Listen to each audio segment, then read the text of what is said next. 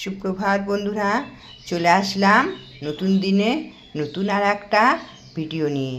ঠাকুরের কৃপায় আশা করি সবাই ভালো আছো, সুস্থ আছো। এখন সকাল কটা বাজে দেখবে, তারাও দেখাই। ওই দেখো বন্ধুরা, সকাল 7:30 হয়ে গেছে, দেখতে পাচ্ছ? ওই দেখো গনু দেবতা সময় নির্ধারণ করছে, 7:30 বেজে গেছে। এই দেখো আমি চলে এসেছি তোমাদের সামনে আর একটা নতুন দিনে নতুন আর একটা সকাল নিয়ে।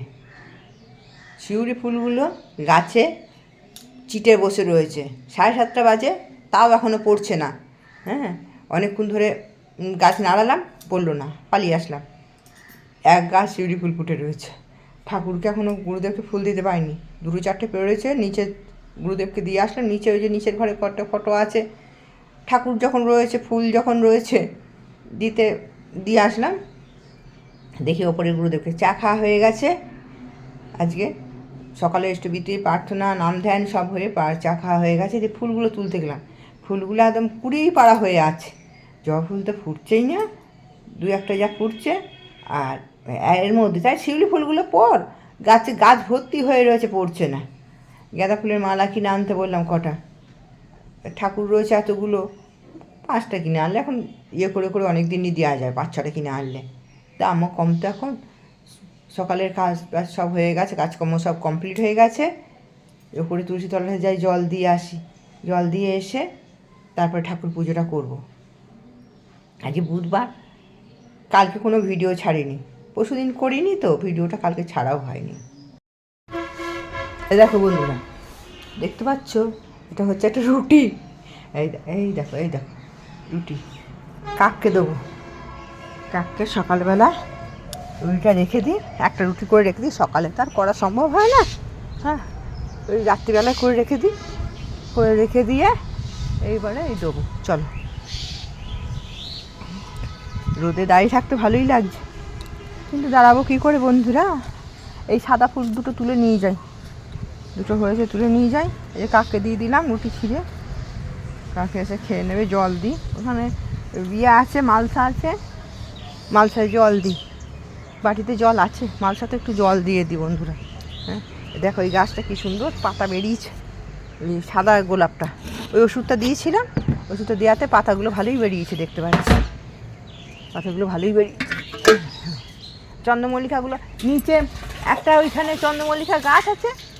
হ্যাঁ, সে কোনো রকমের কী কষ্ট হতে, পাতা ফাতা হতে কী কষ্ট। আর এখানে চন্দ্রমল্লিকাগুলো বেশ ভালো, এত কুড়িয়ে চলে এসেছে। এইগুলো কী ফুল ফুটবে কে জানে, এখানে এগুলো কুড়ি চলে এসেছে। আর নিচেরটা বড় একটা ট্রের মধ্যে একটা গাছ দিলাম, যে ঝাঁপ পাড়া হয়ে ভালো করে হবে, সে একবারে বাপরে কষ্ট। এই একটা দিয়েছি মালসার মধ্যে, গোলাপ গাছে দিয়েছি, জল দিয়ে দিই সকালবেলায় উঠে গাছগুলোতে। হ্যাঁ, সকালবেলা এই গাছটা জল দিয়ে দিই। এই সাদা ফুল দুটো তুলে নিয়ে যাই, তুলে নিয়ে গিয়ে জামা কাপড় কেচে মেলা হয়ে গেছে মোটামুটি, তুলসী তলায় জলটা দিয়ে নিয়ে আসছি তাও তোমাদের সামনে। দেখতে পাচ্ছ বন্ধুরা কীরকম গাছের সঙ্গে লেটকে লেগে রয়েছে, একদম ফেবিকুইক আঠা মনে হয় দিয়ে দেওয়া হয়েছে এদের গায়ে, বুঝতে পেরেছো? এই ডালটায় দেখো এক গাছ হয়ে আছে ফুল। হ্যাঁ, দেখো বুঝতে পারছো কীরকম?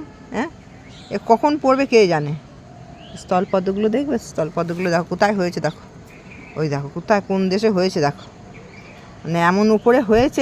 এই ডগটা এর আগে যে কটা ডগ করেছি ভেঙে গেছে, ওই জন্য মায়া লাগে, দুটো হয়ে আছে ওদিকে। স্থলপদ্মগুলো পুড়িয়ে আছে অনেক, কিন্তু একটা ফুল সে কীরকম মানে ভালোভাবে ফুটছে না। ওইদিকে স্থলপদ্ম গাছটা ওটা খুব ভালো, কিন্তু এইটার যাত্রা খুব একটা ভালো না। হচ্ছে কি বলে, ওই যে ওপরের ওইটা ভালো ফুটছে, আর নিচেরগুলো দেখো কেরকম কুড়ি, মানে কতগুলো ফুল নষ্ট হলো। থাক গাছে, ওখানে ওই ভালো করে ফুটছে না, আর্ধেক করে ফুটছে, আর্ধেক গিয়ে পড়া হয়ে রয়েছে। কেন কে জানে, গাছের গোড়ায় রোদ পাচ্ছে, জল পাচ্ছে। শিউলি ফুল জানি না আজকে শিউলি ফুল পড়বে কি না, গাছ ভর্তি ফুল হয়ে আছে। যখন রোদে শুকিয়ে যাবে তখন পড়বে, তখন পড়ে ফুলগুলো কেমন হয়ে যায়। এই দেখো, এইটা হচ্ছে শীতকালে এই নীলকণ্ঠটা খুব ফোটে।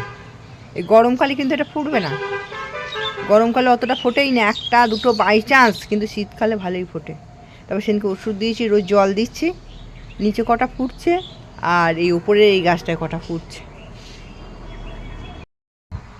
দেখো বন্ধুরা, তাবু দেখতে পাচ্ছ? হ্যাঁ, মেয়ে এগুলোকে নাচায় তো, রাত্রিবেলা ছাদে নাচায়, ঘরে জায়গা কম, ওই জন্যে ছাদের মধ্যে নাচায়, ওই জন্যে তাবু মতন করে দিয়েছে, তাহলে ঠান্ডাটা লাগবে না, রাত্রি না তো ঠান্ডায় তো কষ্ট হবে, এই তাবু মতন করে দিয়েছে। রাত্রে এসে এখানে মেয়েগুলো দুটো মেয়ে ওদের নাচ করে, নাচ শেখে, করে না, নাচ শেখে, তো ওই জন্য এখানটা এসে তাবু মতন খাটিয়েছে ছাদে। আর এইগুলো সোলার পেটিগুলো রেখে দিয়েছে, দেখো শিখে নাও। এই সোলার, ওই যে নাচ করানোর জন্য এই যে ওরকম খাটিয়ে নেওয়া যাবে আপাতত। আচ্ছা, এই সোলার পেটিগুলো আছে, সোলার পেটিগুলোকে গরমকালে ছাদের মধ্যে বিছিয়ে দেয়, তাহলে নাকি অতটা গরম লাগে না, তাপটা অতটা লাগে না গরমকালে। গোটা গরমকাল গোটা ছাদটা, ওইদিকে আরও আছে, ওই তাঁবুটার মধ্যে আবার খানিক আছে, এগুলো সব বিছিয়ে দেয়, ওই ইট চাপানো আছে, সব বিছিয়ে দেয়, তাহলে অতটা গরম আর লাগে না। কত রকম বুদ্ধি মানুষের দেখালাম। শুভ সন্ধ্যা, চলে আসলাম আজকের ইষ্টকথায়। পরম প্রেমময় শ্রী শ্রী ঠাকুরের রাতুল রাঙা চরণে জানাই আমার কোটি কোটি প্রণাম। পরমারাধ্যা জগৎ জননীর চরণে জানাই আমার কোটি কোটি প্রণাম। পরম পূজ্যপাদ শ্রী শ্রী বরদার চরণে জানাই আমার কোটি কোটি প্রণাম। পরম পূজ্যপাদ শ্রী শ্রী আচার্য দেবের চরণে জানাই আমার কোটি কোটি প্রণাম। ঠাকুর পরিবারে প্রত্যেকের চরণে জানাই আমার কোটি কোটি প্রণাম। এখানে উপস্থিত সকল দাদা ও মায়েদের জানাই আমার আনন্দিত জয়গুরু। প্রভাত একদিন রাত্রিবেলায় ঘুমিয়ে হঠাৎ মাঝরাত্রে স্বপ্ন দেখলেন, ঠাকুর এসে তার মাথায় হাত বুলিয়ে বলছে, ভয় কি, আমি তো আছি। ঘটনাটি কি জানতে হলে পুরো ভিডিওটি শুনতে হবে। একদিন প্রভাতদা রাত্রিবেলায় সাইকেলে করে বাড়ি ফিরছিলেন। হঠাৎ একটি পোকা এসে তার চোখের ওপর পড়ল। পোকাটি চোখ থেকে সরিয়ে ফেলে দিল। তখন তিনি কিছু বুঝতে পারলেন না। পরের দিন সকালবেলায় তিনি দেখলেন চোখটি ফুলেছে এবং লাল হয়েছে। বাড়ির কাছেই ছিল হোমিওপ্যাথিক ডাক্তারখানা। সেখানে তিনি গেলেন এবং সেখানকার ডাক্তার তাকে কিছু ওষুধ দিলেন আর স্নান করতে বারণ করলেন। কিন্তু 3-4 দিন হয়ে গেল, তার চোখের কোনো ভালো হলো না, চোখ আরও খারাপ হয়ে যেতে লাগলো। তিনি অ্যালোপ্যাথিক ডাক্তারখানায় দেখালেন, সেখানেও কোনো সুরাহা হলো না। তিনি সমবায় সমিতিতে ম্যানেজারের পদে কাজ করতেন। সেখানকার কাস্টমাররা বলতে লাগলো, দাদা আপনার চোখটা যেন বাইরের দিকে বেরিয়ে আসছে। তিনি তখন আরও আশেপাশে ডাক্তার দেখালো, কিন্তু কোনো ফল হলো না। সবাই তাকে বলল যে ভেলোরে যেতে, ভেলোরে সেখানে গিয়ে ডাক্তার দেখাতে। সেটা সালটা ছিল 1999 সাল, অক্টোবর মাসে সেবার পুজো হয়েছিল। তা লক্ষ্মী পুজোর পরের দিনকে তাদের যাওয়ার ঠিক হলো। কিন্তু প্রভাতদা ইংরাজি বা হিন্দি ভাষা কিছুই জানতো না, শুধু বাংলা ভাষাটা জানতো। তাই সঙ্গে নিলেন পাশের বাড়ি ননীগোপাল দাকে। তিনি হিন্দি আর ইংরাজি ভাষাটা তিনি ভালো করেই জানতেন। তারা গিয়ে পৌঁছে সেখানে চোখের ডাক্তারকে যেই দেখানো হলো, চোখের ডাক্তারটি বলল যে এটা চোখের বিষয় নয়, আপনি জেনারেল ফিজিশিয়ানকে দেখান। জেনারেল ফিজিশিয়ানকে দেখাতে গিয়ে প্রভাতদা ইংরাজি, হিন্দি, বাংলা সব একসঙ্গে গুলিয়ে নানানভাবে কথা বলতে লাগলো। তখন সেই ডাক্তারটি বললেন, আমি বাংলা ভাষা ভালো বুঝি, আমি বাঙালি, আপনি বাংলায় বলুন। বাদে তখন বাংলায় তার সমস্ত সমস্যার কথা বলল। তিনি তার চোখটি দেখে কিছু ওষুধ দিলেন এবং কিছু পরীক্ষা করতে দিলেন, আর 1 সপ্তাহ পর তাকে দেখাতে বললেন। প্রভাতদা সমস্ত পরীক্ষা করে 1 সপ্তাহ পর ডাক্তারটির কাছে গেলেন। ডাক্তারটি সব পরীক্ষা নিরীক্ষা দেখে আবার তার থাইরয়েড আর মাথার স্ক্যান করতে বললেন, আবার কিছু ওষুধ দিলেন। কিন্তু এবারই ঘটল সমস্যা। ননীত সেই ওষুধগুলো পরীক্ষাগুলো করার দিন হলো 4 দিন পরে, আর ডাক্তার দেখবে 1 সপ্তাহ পরে।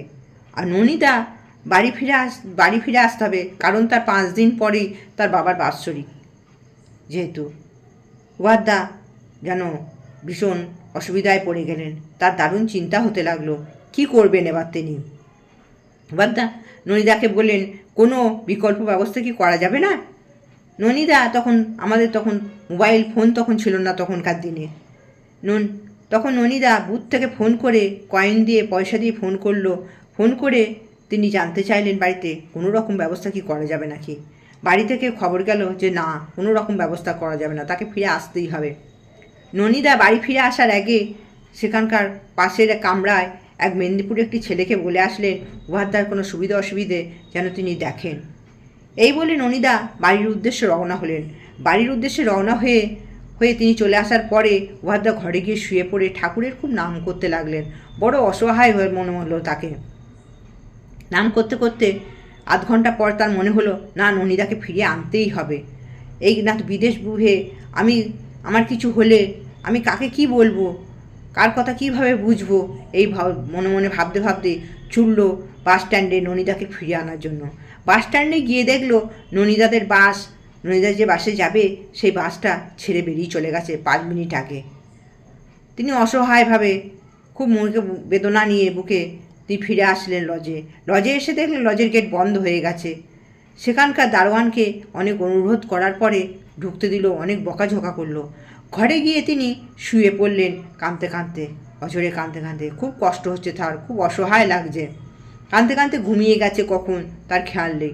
হঠাৎ তার মনে হলো ঠাকুর যেন তার মাথায় হাত বুলিয়ে বলছেন, ভয় কি, আমি তো আছি।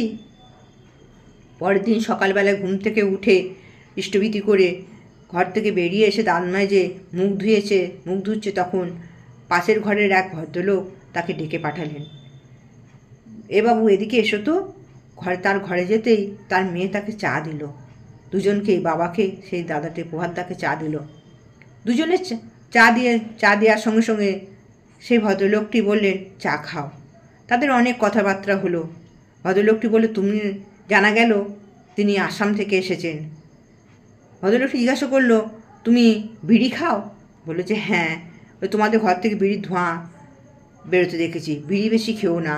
আমি বিড়ি খেতাম খুব, আমার এক দিনে 2 বান্ডিল বিড়ি শেষ হয়ে যেত, ওই জন্য আমার হার্টের অসুখ হয়েছিল। আমার মেয়েরা আমাকে ভেলোরে নিয়ে এসে অপারেশন করিয়েছে, আবার এই 3 মাস পর চেক আপে এসেছি। বিড়ি খেও না, কোনো চিন্তা করো না। বললে আচ্ছা, তোমার সঙ্গে যে ছেলেটি ছিল, সে আসামবাসী ভদ্রলোকটি জিজ্ঞাসা করলো পাদ্দাকে যে তোমার সঙ্গে যে ছেলেটি ছিল সেই ছেলেটি কোথায় গেল? বললো সেই বাড়ি চলে গেছে। তাহলে তুমি খাবে কি? বললো ওই আলু ভাত করে নেবো। ওয়াদ্দা বললো না, তোমাকে রান্না করতে হবে না। ওয়াদ্দা তার মেয়েকে বললো এই দাদা যতদিন আছে এখানে দুবেলা খাবে সেরকম রান্না করবে। ওহাদ্দার সঙ্গে সঙ্গে বললো না ঠিক আছে।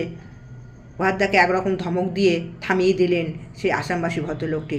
বলে চুপ করো, যা বলছি 12টার সময়, দুপুর 12টার সময় খেতে চলে আসবে। ওহাদ্দার মনে পড়ে গেল রাত 12টা, হঠাৎ তার সেই রাত্রিবেলায় ঠাকুরের কথা। ঠাকুর মাথায় হাত বুলিয়ে বলেছিলেন ভয় কি, আমি আছি। না তো এই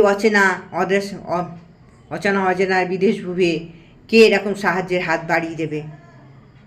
যথারীতি সেরমভাবেই চললো। তার আবার ডাক্তার দেখালো, তার পরীক্ষা হলো। ডাক্তার আবার পরীক্ষা দেখে বললো, রিপোর্ট দেখে বলল তোমার সবই ঠিক আছে, পোকা লাগার কারণে এরকম হয়েছিল, ওষুধগুলো খাও, ঠিক হয়ে যাবে। কয়েকদিন পর তার চোখও সেরে গেল। যথারীতি সে এবার বাড়ি ফিরবে। বাড়ি ফিরে আসতে যাবে এমন সময় তার মনে খুব কষ্ট হলো যে এরম এত দূরে তো কোনোদিন সে একা এরম আসেনি, কী করবে সে। হঠাৎ তার দেখা হলো রাস্তায় সে মেদিনীপুরের ছেলেটির সঙ্গে। তাকে গিয়ে বলল আমার ছুটি হয়ে গেছে, বাড়ি চলে যাব। মেদিনীপুরের ছেলেটিও বলল হ্যাঁ, আমাদেরও ছুটি হয়ে গেছে, আমরাও বাড়ি চলে যাব। মেদিনীপুরের ছেলেটি বলল চলুন টিকিট কেটে আনি। টিকিট কেটে আনলো এবং আসামবাসী ভদ্রলোকের কাছে আবার পহাদ্দা গেল, গিয়ে তাকে সব বলল যে আমি বাড়ি চলে যাচ্ছি। বলে তাকে ষষ্ঠাঙ্গে প্রণাম করে সে বাড়ি ফিরে আসলো ভালোভাবে, সুস্থভাবে। এই হলো। এরপর উহাদ্দা বাড়ি ফিরে এসে স্বস্তিসেবক পত্রিকায় লিখছেন, আমরা যখন তাকে ব্যাকুল হয়ে অন্তর দিয়ে ডাকি তিনি স্থির থাকতে পারেন না, আমাদের সামনে বিপদভঞ্জন হয়ে দাঁড়ান, কিন্তু আমাদের অন্তরে তাকে সদা জাগ্রত রাখতে হয়। অন্তরে সদা জাগ্রত রাখতে গেলে তার নিরন্তর নাম জপের প্রয়োজন, আর প্রয়োজন তার প্রতি গভীর বিশ্বাস আর ভালোবাসা। তাই তো ঠাকুর বলেছেন ভাবজ বসে চলব কিসে, তুমি ভাববার কে, ভাববার যিনি ভাবছেন তিনি, তুমি ভাবো তাকে। আসলে তিনি কাকে দিয়ে যে কখন কি কাজ করাবেন তা কেউ জানে না। ভালো করে ভেবে দেখলে দেখা যায় আমাদের জীবনে এরকম অনেক কিছুই ঘটে যায়, যে আমাদের অনেকেই অনেক কিছু প্রয়োজন, অনেক হয়তো হঠাৎ কিছু সাহায্য করে হয়তো চলে গেল, হয়তো তার এটা করার কথাই না, তবু সে সেটা করে চলে যায়। তিনি তোমায় আছেন ধরেই একাল সেকাল সব কালে, তোমার ধরা হয় তখনই ভক্তিতে প্রাণ ঢেলে দিলে। জয় গুরু বন্ধুরা।